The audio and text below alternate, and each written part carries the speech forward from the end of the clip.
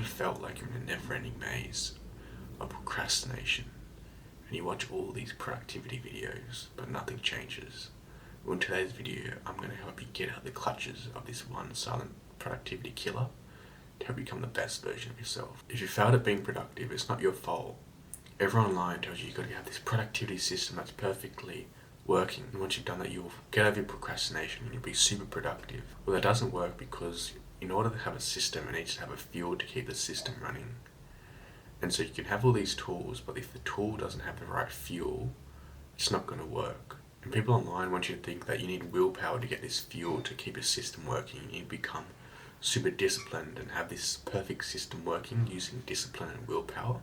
But that's not true. The thing is, the people online on social media telling you how to do these things are incentivized to make you unproductive and keep you watching their videos. Now, I know you want to become the best version of yourself and someone that's super productive, so I'm going to share how I was able to develop the right mindset so I can use these productivity tools to become more productive. Now, the one thing that's stopping you from becoming super productive is your emotional regulation. The reason you procrastinate is because you can't regulate your emotions. I've got two main causes of our procrastination. The first is what's called the future forecasting fallacy. We're in the moment and we've got to complete a task.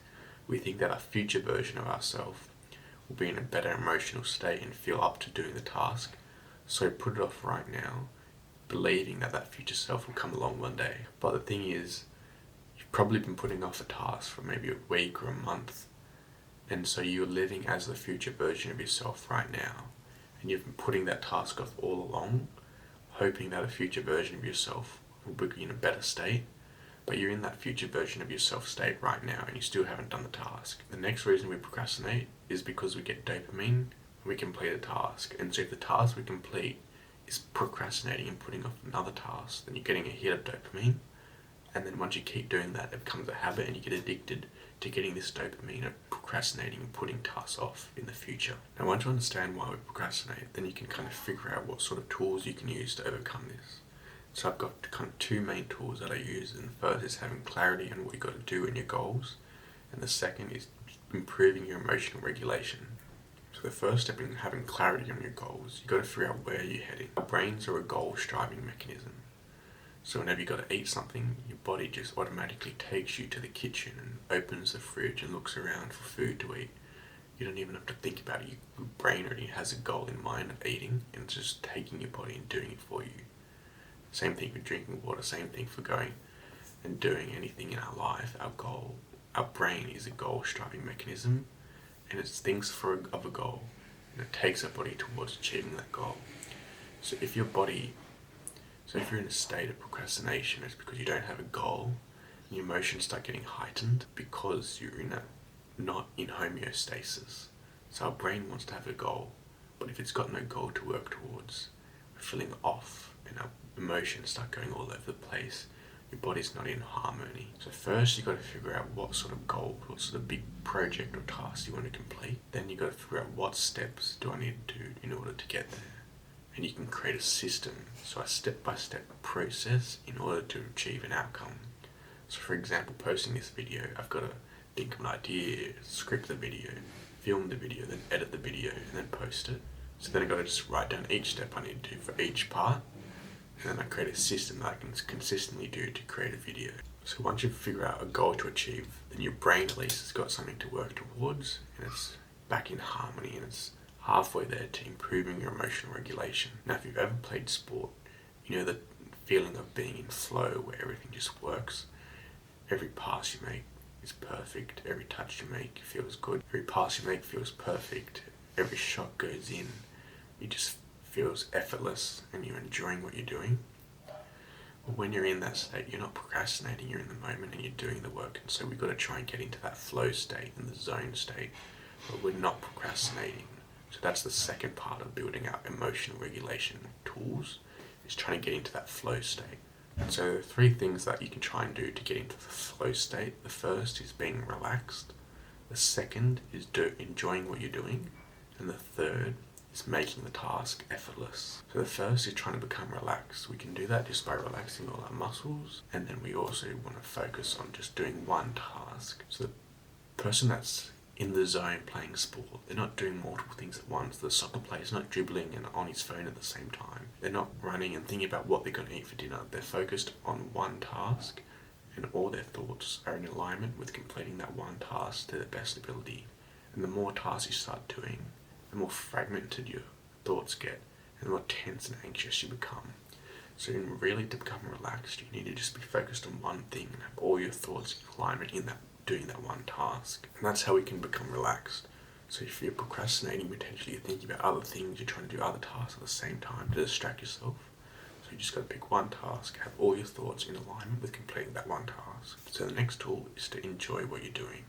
And so in the book, The Procrastination Puzzle, the guy gives this what's called a WOOP statement, which is wish, outcome, obstacle, and plan.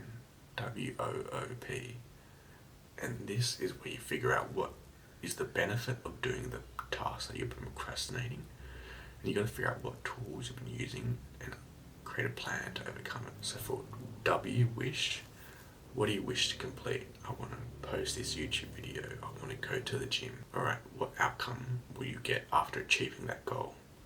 So after going to the gym, I feel good, I feel positive, I have more self-confidence in myself. Alright, what obstacles are stopping you from having that feeling? Well, I won't feel confident if I don't go to the gym, or I won't experience confidence if instead of going to the gym I scroll on TikTok. So you've got to figure out what procrastination tactics you're currently using that are stopping you from having that positive feeling you experience after completing the task. And once you figure out your obstacle, then you could create a plan to overcome it. So if you keep scrolling TikTok, then potentially you've got to add a 5-minute timer onto how much you can use TikTok. And then once the time is up, put on your workout clothes, get your keys, drive to the gym, and have a good workout. You've got to create a simple plan you can do. And write out this WOOP statement. What do you wish to accomplish? What outcome will you feel after completing that task? What obstacles are stopping you from feeling that? What procrastination tactics do you currently use? And then what plan will you use to overcome that procrastination tactics and that obstacle? Now you figured out what tasks you enjoy and how you're going to feel after you complete it, and what tactics and plans you're going to use to overcome any obstacles that are stopping you from feeling it. Then you've got to create and make the task effortless. So in the book Effortless by Greg McKeown, he lists out 5 steps you can try to make a task effortless.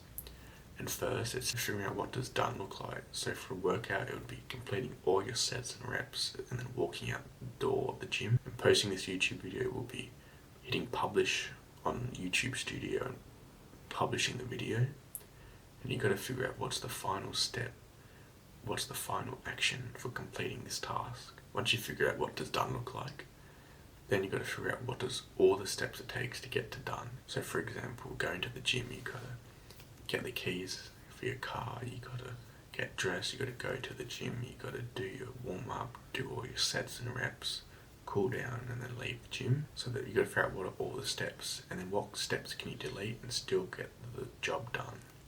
So for instance, I used to go to the gym, spend 10 minutes doing a warm up on the bike. I realised I could still get my workout done without doing the warm up, so I just deleted it. Figure out what steps you can delete and still get the task done and make it more effortless for yourself. Then you got to figure out what's obvious. What's the obvious first step? Should take less than 2 minutes to do. That'll get the ball rolling, knock down the first domino to complete the task.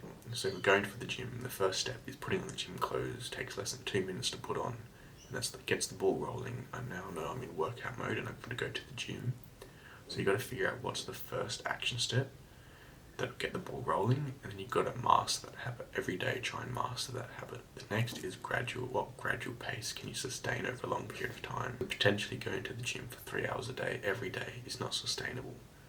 Maybe doing 30 minutes walking every day is sustainable, or going to the gym 2 times a week to start with is sustainable for yourself, or 3 times a week. So you've got to figure out what gradual pace you can sustain at.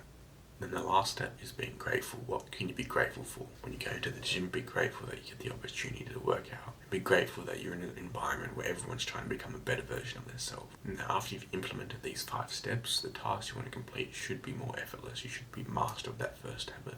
Know what done looks like. Should be deleted all the unnecessary tasks. Be completing the tasks at a sustainable pace and enjoying what you're doing. Unraveling your procrastination, becoming productive, is a skill you can learn, but don't expect to be perfect straight away. You got to progressively overload, add a little bit more each day, less procrastination, and a bit more productive. And gradually over a year you'll be a completely different person. Now, I hope you enjoyed today's video. I hope you got a better understanding of what procrastination is and how it's really an emotional regulation problem that you can solve by having clarity in your goals and then trying to get into the zone when you complete the task. Now, I hope you apply what you've learned. And if you did, please subscribe, and I'll see you again in the next video.